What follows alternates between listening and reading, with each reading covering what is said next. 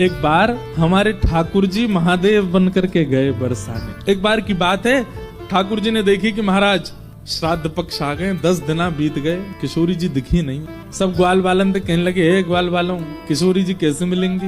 बोले लाला अब तो एक काम कर। बोले कहा, छद्म भेष धारण करके जा, कोई और भेष धारण कर ले।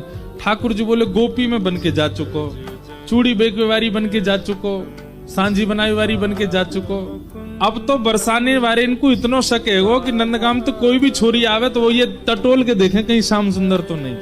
मधुमंगल बोलो लाला एक काम ऐसा क्या? बोले कहा, हमारे नंदगाम में एक बाबा बैठो है, कहा नाम बा को?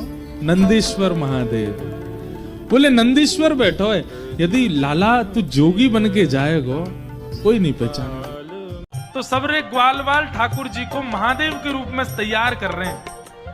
आहा। तो कहते हैं बोले सबसे पहला श्रृंगार ठाकुर जी के ऐसे घुंघराले केश पकड़ करके और जटा बनाई, और जटा बना करके मधुमंगल बोलो लाला उनकी जटा में तो गंगा जी निकले, तेरी में तो कैसे निकलेंगी? बोले कछु तो कर। तो मधुमंगल मोतियों की लड़ लेकर के आया और ऐसी लड़ ठाकुर जी के जटा से यहां लगा करके नीचे की ओर छोड़ दी। आहा कितने सुंदर लग रहे हैं। लाला महादेव तो चंद्रमा और धारण करें, वो कैसे धारण होएगो? तब तुरंत चंदन घिस करके महाराज चंदन को सबरो जल निकाल के सूखो चंदन, और वही चंदन को एक चंद्रमा बना करके ठाकुर जी की जटा पे चिपका दियो।